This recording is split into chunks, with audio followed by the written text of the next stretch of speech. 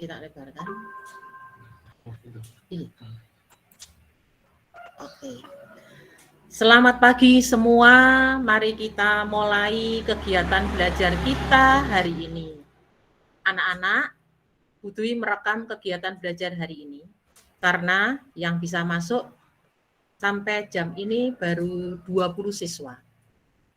Tolong semua saja jangan ikut merekam. Karena Gemit yang kemarin ada yang ikut merekam sehingga rekaman Bu Dwi terhenti. Ya, kasihan mereka yang tidak bisa mengikuti Gemit. Apapun alasannya, kita tetap menghargai mereka ya. Jadi tolong semua jangan ikut merekam. Ini kalau sing senyum-senyum wajah ketoro, iku ini rupanya sing merekam ya. Oke. Nah, sekarang mari kita belajar.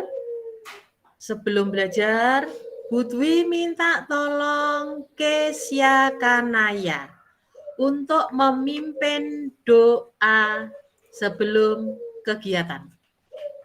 Ayo ketua kelas memimpin doa.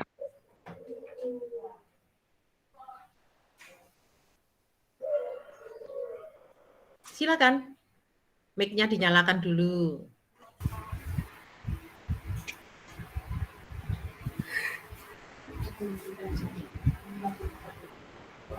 Ya. Untuk memulai pelajaran hari ini, kita akan berdoa terlebih dahulu. Berdoa mulai.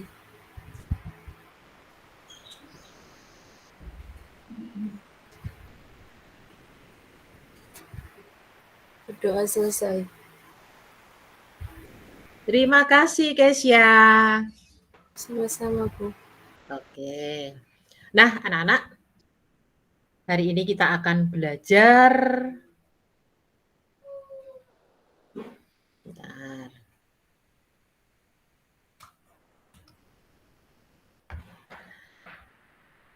Untuk yang pelajaran pertama hari ini, kita akan belajar bahasa Indonesia.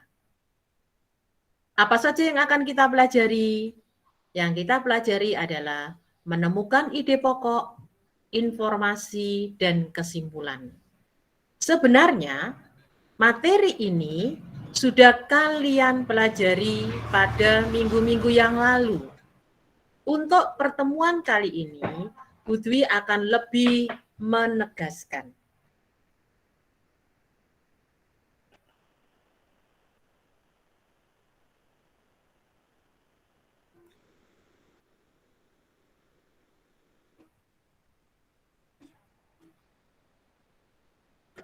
Bu Dwi akan lebih menegaskan apa itu ide pokok, informasi, dan kesimpulan. Kita bahas satu persatu.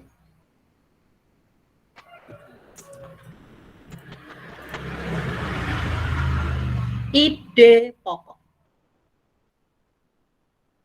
Kalimat yang menjadi inti. Jadi ide pokok itu adalah kalimat yang menjadi inti atau dasar dan selalu dibahas dalam sebuah bacaan. Biasanya kalimat itu muncul berulang-ulang. Ya. Nah, ide pokok disebut juga gagasan utama atau gagasan pokok atau pokok pikiran. Bagaimana langkah-langkah menemukan ide pokok? Jelas, yang pertama adalah membaca. Membaca dengan seksama. Setelah membaca, memahami isinya. Memahami isi teks yang dibaca. Nah, setelah itu, kalian akan menemukan ide pokoknya. Setelah dibaca, dipahami, kalimat apa sih yang sering muncul? Apa sih yang sedang diceritakan di dalam teks, di dalam bacaan, atau di dalam paragraf? Itulah yang menjadi ide pokok. Sekarang yang kedua, informasi. Informasi dapat diperoleh dengan menjawab pertanyaan yang mengandung kata tanya. Jadi, buatlah kata tanya, buatlah kalimat tanya dengan menggunakan kata apa, kata siapa, kata mengapa, kata kapan, kata di mana, dan kata bagaimana. Buatlah pertanyaan dengan kata tanya yang ada. Nah, jawaban dari pertanyaan-pertanyaan itu, itulah informasi yang ada pada paragraf itu.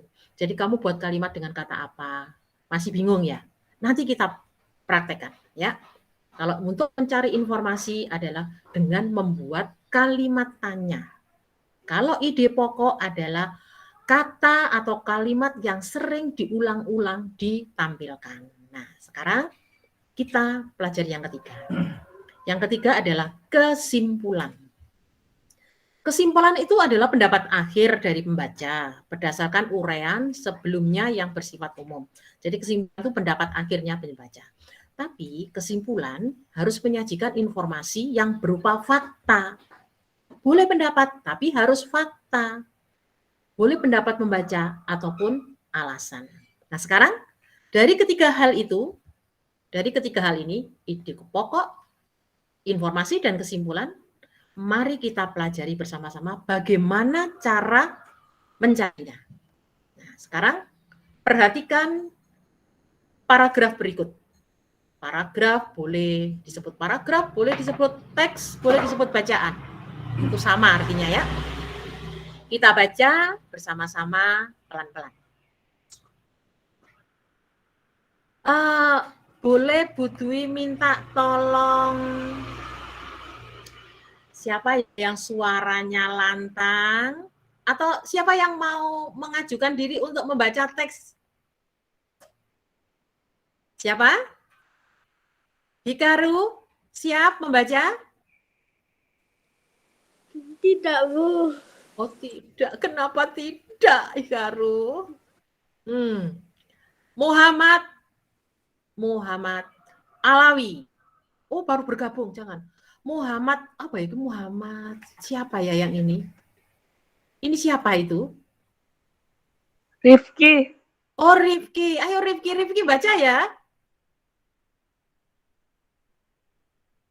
Rifki. Alamak wis tepat kan. Nah, sip. Oke. Rifki. Ya, Bu. Yuk, kamu baca paragraf ini. Silakan. Daun bawang adalah jenis sayuran dari kelompok bawang yang memiliki nama Latin Allium mistulosum. Daun bawang memiliki bentuk panjang dan berwarna hijau. Pada bagian ujungnya daun bawang berwarna hijau, sedangkan batangnya berwarna hijau muda dengan tekstur sedikit keras. Daun bawang dipanen dengan cara dicabut hingga akarnya seperti halnya bawang. Daun bawang juga memiliki aroma dan rasa yang sangat khas, meski tidak sekuat aroma dan rasa bawang putih atau merah. Terima kasih Rizky. Rizky apa Rifki? Rifki, Bu. Oh Rifki, terima kasih Rifki. Suaramu bagus sekali. Nah, Ibu harap dengan bacaan Rifki kalian bisa mengerti isi paragraf atau teks tersebut. Nah, coba sekarang Buti mau bertanyanya ke Rifki. Rifki, ada kalimat, ada kata yang sering muncul pada teks yang kamu baca tadi. Kata apa coba? Rifki. Dalam, Bu. Ayo, ketika kamu membaca tadi, ada kata atau ada kalimat yang sering muncul. Kata apa itu? Kata Bu. Yang lain yang bantu, yang mendengarkan boleh membantu. Kata apa yang sering muncul tadi? Pokok. Satu Budi loh, 1, 2, 3, 4 loh, dia muncul 4 kali loh di situ. Ayo, kata apa yang muncul berkali-kali tadi ketika kamu membaca? Selain Rifki boleh menjawab, anak yang lain juga boleh menjawab. Bu Cio menjawab, Bu, di komentar, Bu. Nah. Oh, waduh, Budi nggak tahu. Siapa? Daun bawang, pintar. Ya, kata daun bawang sering muncul. Ya. Nah, berarti pada paragraf ini, pada bacaan ini bercerita tentang daun bawang. Berarti ide pokoknya adalah pengertian daun bawang. Nah, untuk ini bagaimana? Kalian mengerti bagaimana cara mencari ide pokok? Jelas ya? Halo? Jelas, Oke. Sekarang yang kedua kita mencari informasi. Kalau informasi berarti kita harus membuat kalimat tanya. Nah, membuat kalimat tanya boleh dengan apa, boleh dengan siapa, boleh dengan kapan, mengapa, atau bagaimana. Coba kalau membuat kata dengan kata tanya apa. Kira-kira kalimat tanya apa yang bisa kita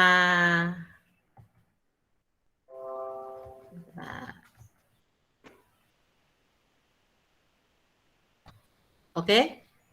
Siapa yang mau mencoba membuat kalimat tanya? Halo?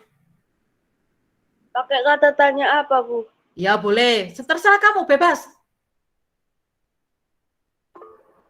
Apa? Ya? Bu. Bagaimana daun bawang dipanen? Ya, bagaimana daun bawang dipanen? Jawabannya adalah Dengan cara dicabut hingga akarnya seperti halnya bawang. ya, daun bawang dipanen dengan cara dicabut. Boleh. Bagaimana apa lagi?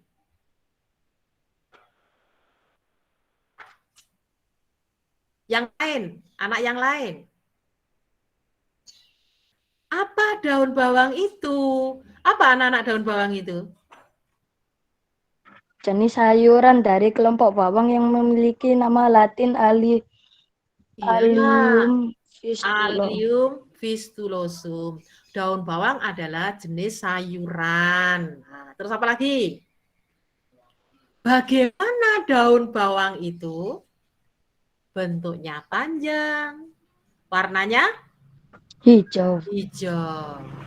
Bagaimana daun bawang memiliki apa? Memiliki aroma dan rasa yang khas. Nah, jawaban-jawaban dari pertanyaan yang kalian buat, itulah informasinya. Sehingga informasi dari teks tersebut adalah daun bawang adalah sayuran, berwarna hijau, memiliki aroma dan rasa yang khas.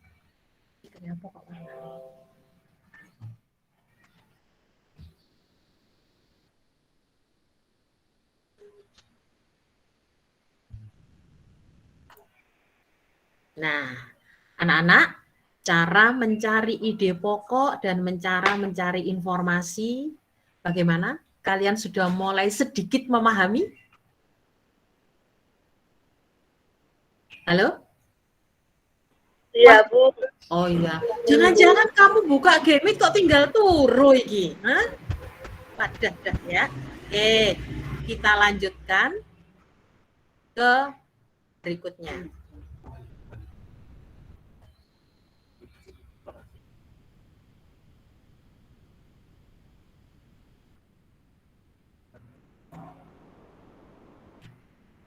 Kita lanjutkan ke berikutnya, yaitu mencari kesimpulan. Nah, setelah kamu mengerti ide pokok, setelah mengerti informasi, maka kamu akan muncul pendapatmu, ya. Apa sih? Oh, ternyata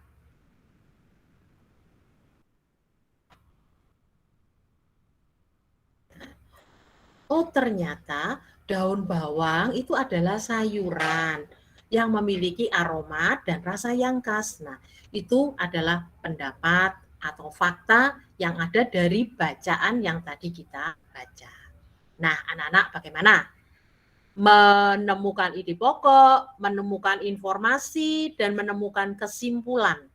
Kalian sudah paham? Sudah paham. Nah, sekarang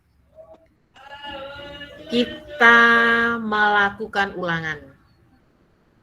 Nah, ulangan setelah belajar tentang ide pokok, informasi, dan kesimpulan, kalian kerjakan penilaian harian 3 dari halaman 20 sampai 21. Nah, tulis jawabannya saja di buku ulangan sampul merah, ya. Bu, buku apa, Bu? Buku tulis kosong yang diberi sampul merah ini sebagai ulangan. Sebentar, jangan dikerjakan dulu, nanti saja. Sekarang Kan Bu mau tanya, bukunya itu buku tugas apa, Bu? Tanya, Rif. Sebentar. Mana kok? Selo, Bos, selo. Buku bahasa Indonesia. Ini. Buku bahasa Indonesia.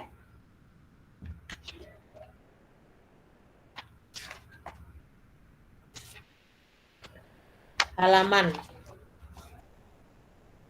20, penilaian harian 3 sampai halaman 21. Bagian 3, Bu ya? Romawi 1, 2, dan 3. Ya. Dikerjakan di sini, ditulis jawabannya saja. Oke? Ya, Bu. Pada Romawi 1 itu adalah pilihan ganda A, B, C, D. Untuk kesepakatan menulisnya menggunakan huruf kapital. Jadi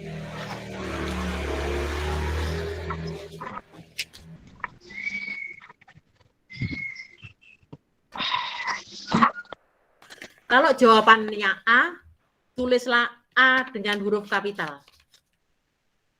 Tulislah B, C, atau D. Jangan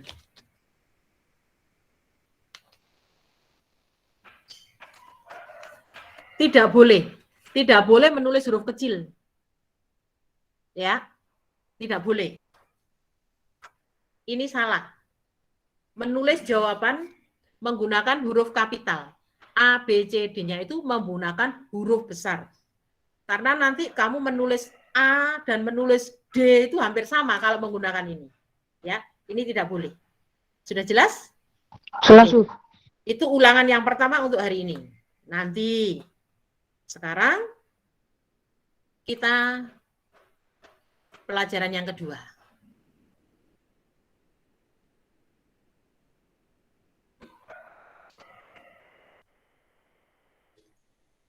Tampilannya Budi sudah kelihatan?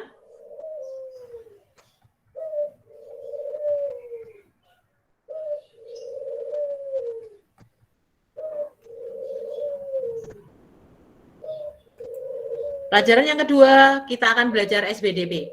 Anak-anak, layarnya sudah kelihatan SBDP? Belum. Bu. Oh, belum. Belum. Ini belum dipresentasi.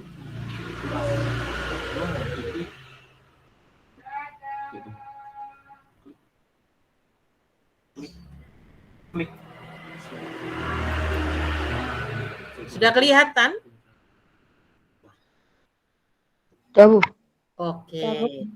Sudah. Oke, sip.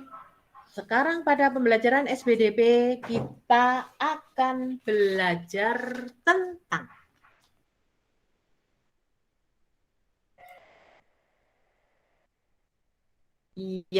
seni patung Nusantara. Kemarin sudah belajar tentang seni patung. Apa sih patung itu untuk apa? Oh, patung itu untuk dekorasi, ya. Yang untuk dekorasi berarti untuk hiasan di ruangan atau di kebun atau di tempat mana. Yang kedua, monumen. Oh, yang monumen itu yang untuk mengapresiasi mengenang jasa tokoh atau apa itu ya. Dan juga ada yang patung yang dibuat untuk kepentingan estetis atau menjadi apa ya, hiasan untuk menambah keindahan suatu tempat, atau patung arsitektur yang untuk melengkapi sebuah konstruksi bangunan ya. Tapi kita mungkin lebih ke belajar patung dekorasi sama patung monumen saja ya. Ya, Bu. Kita sudah belajar tentang itu. Sekarang mari kita belajar tentang belajar karya seni patung. Mari kita belajar tentang karya seni dulu. Apa sih karya seni itu? Karya seni itu, karya seni rupa itu dibedakan menjadi dua. Karya seni dua dimensi, berarti dia memiliki dimensi dua, yaitu panjang dan lebar. Berarti hanya dua dimensinya, panjang dan lebar. Contohnya, lukisan, batik, bisa dilihat dari satu sisi saja. Ya, karya dua dimensi. Ya, karena dia hanya punya panjang dan lebar saja. Dan yang kedua adalah karya seni tiga dimensi. Tiga dimensi berarti dia memiliki tiga dimensi, yaitu panjang, lebar, dan tinggi. Berarti karya seni tiga dimensi itu memiliki volume. Contohnya adalah patung yang sekarang akan kita pelajari. Ya, karya seni tiga dimensi, yaitu berupa patung. Nah, sudah tahu bedanya ya antara dua dimensi, tiga dimensi ya. Nah, sekarang oke. Untuk membuat sebuah patung, kita harus mengenal teknik-teknik pembuatannya dulu. Apa saja teknik itu? Yang pertama adalah teknik butsir, ngerok, mengurangi bagian. Jadi dikerok. Nah, itu alat-alatnya itu. Yang untuk ngerok, mengelubangi, mengerok itu ya. Biasanya kalau teknik butsir itu untuk bahan yang lunak. Bahan yang lunak seperti lilin atau plastisin atau sabun mandi gitu ya. Teknik yang kedua adalah teknik pahat. Teknik pahat itu sama juga, mengurangi, tapi bukan mengerok, memahat. Karena apa? Bahan yang digunakan adalah bahan yang keras. Kalau butsir, bahan yang digunakan bahannya lunak. Kalau pahat, bahan yang digunakan adalah bahannya keras. Nah, biasanya bahannya dari kayu atau dari batu. Jadi alatnya beda, alatnya lebih kekeh, lebih kuat, lebih tajam. Teknik yang ketiga adalah teknik mencetak. Teknik mencetak itu ada dua macam. Ada cetak cor, berarti bahannya dicairkan, terus dicor, dituangkan seperti pada gambar. Dan yang kedua adalah teknik cetak tekan. Jadi bahannya itu lembek, dimasukkan ke dalam cetakan, terus ditekan supaya bentuknya seperti cetakan. Itu ya. Teknik mencetaknya ada dua, cor dan tekan. Yang ketiga adalah teknik konstruksi. Konstruksi itu berarti membentuk. Seperti kita, nah ini contohnya ini GWK Bali ya. Garuda Kencana ya. Nah, ini konstruksi membentuk. Yang sederhana seperti kalau kita membuat guci atau membuat pot dari tanah liat yang menggunakan media papan lingkaran yang diputer. Nah, itu juga itu termasuk teknik konstruksi, kan membentuk suatu patung yang dibentuk. Nah, yang kelima adalah teknik las. Namanya aja teknik las. Berarti dibentuk, disusun dengan cara mengelas. Ya.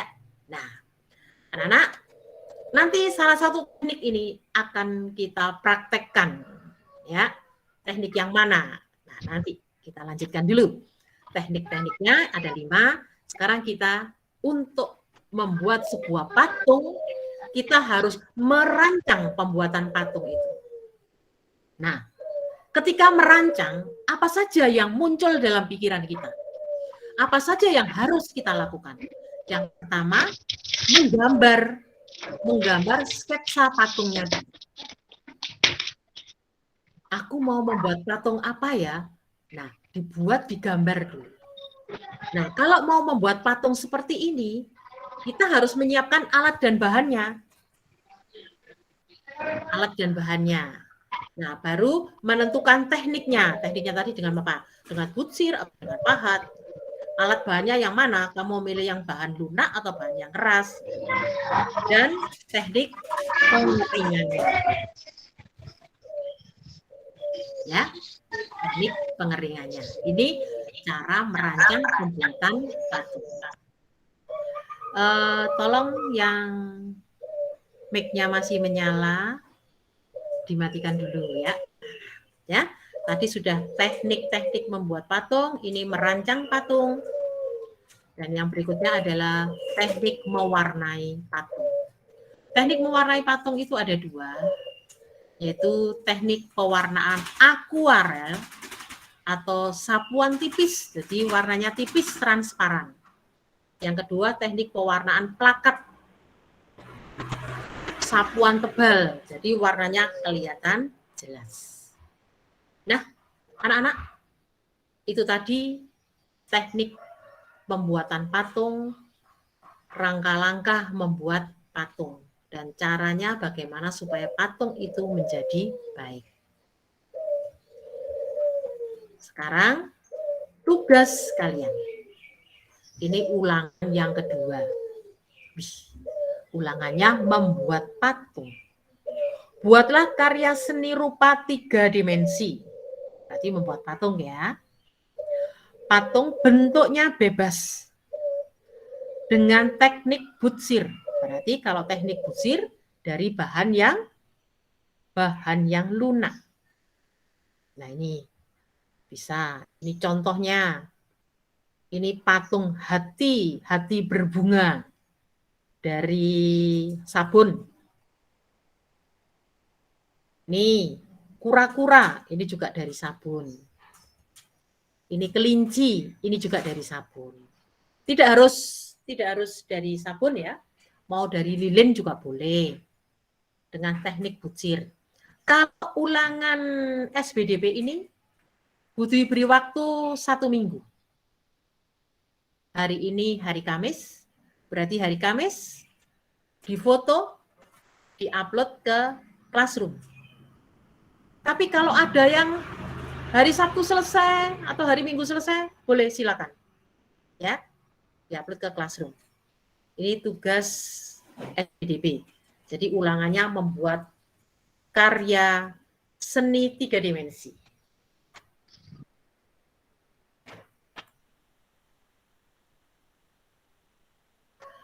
Nah, sudah 2 muatan kita pelajari. Bagaimana?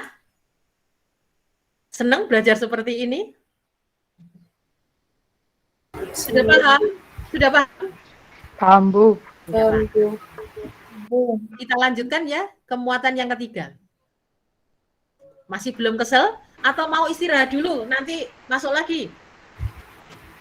Boleh, Bu. Lanjutin aja, Lanjut Bu. saja ya? Iya, Bu. Oke, lanjut. Lanjut. Daripada kelamaan, Bu. Apa? Daripada kelamaan. Oke, sip. Kita lanjutkan ke materi yang ketiga.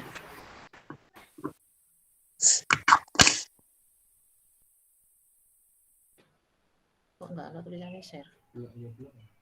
Dikembalikan. Hmm? Dikembalikan waktunya. Diklik dulu. Yang kedua. Share kalau dikembalikan. Klik lagi. Nah. Diklik dulu layarnya. Nah, materi yang ketiga kita akan belajar IPA. Apa saja yang akan kita pelajari? Perkembangbiakan hewan dan pelestarian hewan dan tumbuhan. Nah, sekarang satu-satu kita pelajari. Yang pertama adalah perkembangbiakan hewan. Mengapa hewan harus berkembang biak? Hewan berkembang biak untuk melestarikan jenisnya. Supaya tidak habis, supaya tidak punah, supaya tidak langka, maka hewan tetap berkembang biak. Hewan berkembang biak ada beberapa cara. Cara yang pertama adalah bertelur atau istilahnya ovipar. Anak-anak harus mulai membiasakan diri dengan menggunakan istilah-istilah IPA. Jadi, besok kalau mau mengatakan hewan ini berkembang biak dengan apa? Dengan bertelur. Nah, kalau bertelur gunakanlah istilah ovipar, ya. Yang kedua, melahirkan atau dengan kata vivipar. Dan yang ketiga, bertelur dan melahirkan, yang dikenal dengan istilah ovovivipar. Nah, yuk kita pelajari satu persatu. Hewan ovipar, dia tidak menyusui anaknya. Maka hewan ovipar tidak punya kelenjar susu.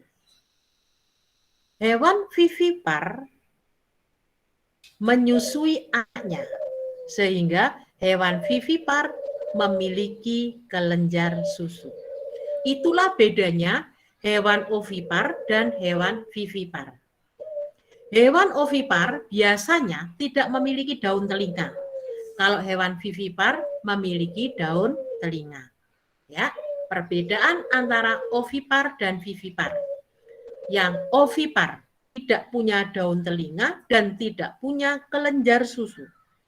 Kalau vivipar memiliki daun telinga dan memiliki kelenjar susu karena dia menyusui. Dan yang ketiga adalah hewan ovovivipar. Ini kok ada hewan, yo bertelur, yo melahirkan. Apa maksudnya? Hewan ovovivipar sebenarnya itu bertelur.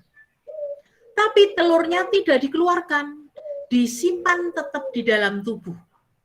Ketika telurnya menetas, baru dikeluarkan. Anak dan cangkang telurnya dikeluarkan.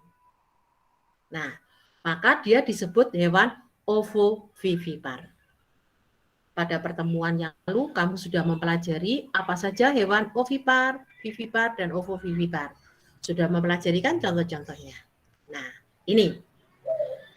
Ibu harap kalian sudah paham apa itu ovipar dan ciri-cirinya, apa itu vivipar, dan apa itu ovovivipar. Ya. Tapi anak-anak, ini ada satu hewan yang unik. Hewan ini bertelur. Ya, ada yang mau bertanya? Enggak, Bu. Ada satu hewan yang unik. Hewan ini bertelur, tetapi dia memiliki kelenjar susu. Nah, itu ada, bukan tidak ada, itu ada. Ada hewan, dia bertelur, tapi dia punya kelenjar susu. Ayo, siapa yang sudah membaca buku? Hewan apa itu? Ada? Ada yang bisa menjawab? Ya, hewan itu adalah hewan platypus. Ya, nah, oke. Sekarang perkembangbiakan hewan kalian sudah memahami mengapa hewan berkembang biak dan bagaimana cara hewan berkembang biak. Kalian sudah memahami. Kita lanjutkan ke berikutnya, yaitu pelestarian hewan dan tumbuhan. Tapi sebelumnya, mengapa kita harus melestarikan hewan dan tumbuhan? Kita pelajari satu hal ini dulu. Hewan langka. Apa sih hewan langka itu? Siapa yang bisa menjawab? Hewan langka adalah hewan yang sudah punah. Hewan yang sudah punah. Kalau dibilang langka itu sebenarnya belum punah. Punah itu kan berarti habis. Hampir punah, ya, hampir punah. Langka Jarang itu ditemukan. ya ditemukan. Mengapa? Karena jumlahnya Sedikit. hampir habis. Hewan langka ini kalau tidak kita lestarikan maka lama-lama akan punah, akan habis. Itu hewan langka, ya. Indonesia adalah negara yang kaya akan flora dan fauna. Nah, sekarang mari kita pelajari hewan-hewan apa saja yang mulai langka di Indonesia.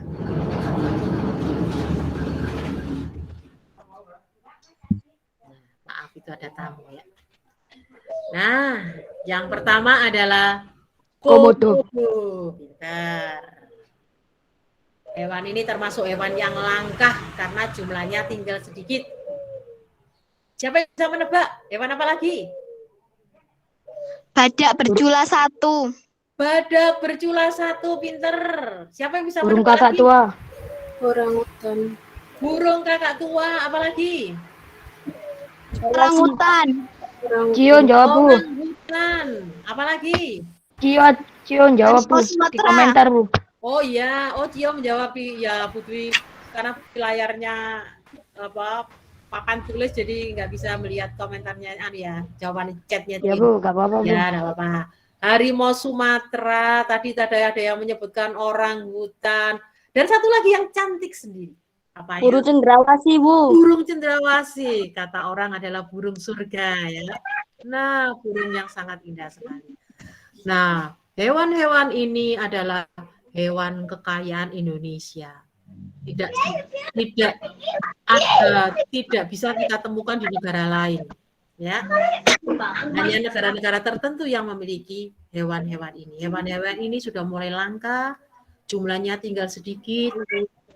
Nah, hewan tidak punah. Sinang manis gini wes. Pedes sih sama gorengnya. Tolong. Pril patenono, Pril, mikim Pril. Adi pateni tadi. Nah, oke. Nah ya, hewan-hewan langka ini supaya tidak punah, maka kita harus melestarikan. Nah, sekarang upaya-upaya untuk melestarikan. Nah, pelestarian hewan dan tumbuhan. Pada dasarnya, pelestarian hewan dan tumbuhan itu ada 2 cara, yaitu pelestarian in situ. Apa itu in situ? Itu pelestarian yang dilakukan di tempat aslinya. Contohnya, Suaka Marga Satwa. Kalau Suaka Marga Satwa ya, satwa itu hewan, maka ini adalah tempat untuk melestarikan hewan, untuk melindungi hewan. Ya. Yang kedua, hutan lindung, namanya aja hutan, pasti tumbuhan. Nah, hutan lindung ini tempat untuk melestarikan tumbuhan. Dan yang ketiga adalah taman nasional. Nah, taman nasional itu sebenarnya bentuknya juga seperti hutan ya. Nah, kalau taman nasional yang dilestarikan adalah tumbuhan dan hewan. Nah, Suaka Marga Satwa, hutan lindung, taman nasional itu adalah tempat asli, bukan buatan. Suaka Marga Satwa untuk khusus hewan, hutan lindung khusus tumbuhan tertentu, sedangkan taman nasional untuk hewan dan tumbuhan. Sekarang pelestarian yang kedua, yaitu pelestarian ex situ. Itu pelestarian yang dilakukan di luar tempat tinggal asli. Jadi adalah buatan. Contohnya kebun binatang, taman safari, penangkaran, kebun botani. Ya, kebun binatang, taman safari, penangkaran ini biasanya adalah untuk melestarikan hewan, kebun botani untuk melestarikan tumbuhan. Nah, anak-anak, ini adalah upaya untuk melestarikan hewan dan tumbuhan supaya tidak punah.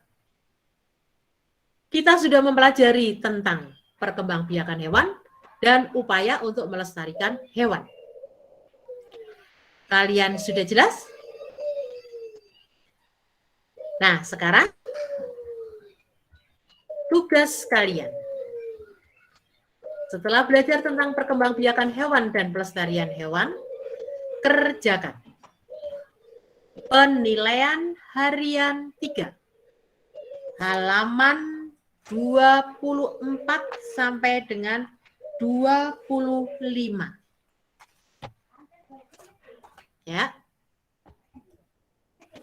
tulis jawabannya saja, dikerjakan di buku sampul merah. Ini kok buku sampul merah juga, ya.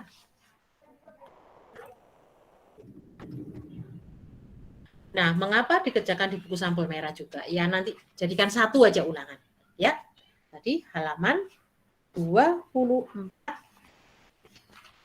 sampai dengan halaman 24, yaitu penilaian harian 3. Ya, buku ini. Budi buka lagi. Halaman pertama, ulangan IPA, ulangan bahasa Indonesia.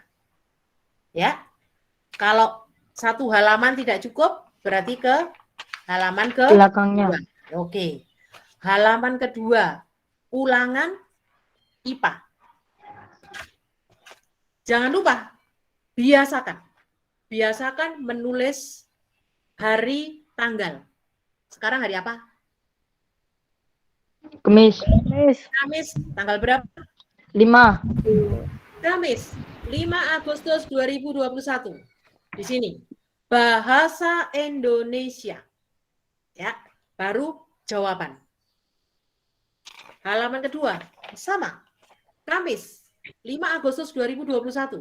Yang di sini, IPA, baru jawaban. Sudah jelas? Jelas. Oke. Jelas. Hari ini, tugas hari ini bahasa Indonesia dan IPA harus diselesaikan hari ini. Putri tunggu sampai jam 5 sore. Ulangan di rumah. Buku ada di rumah. Bagaimana caranya supaya mendapat nilai yang baik? Baca dulu depannya. Baca lagi depannya. Supaya mendapatkan nilai yang baik. Oke? Oke, Bu. Oke, Bu.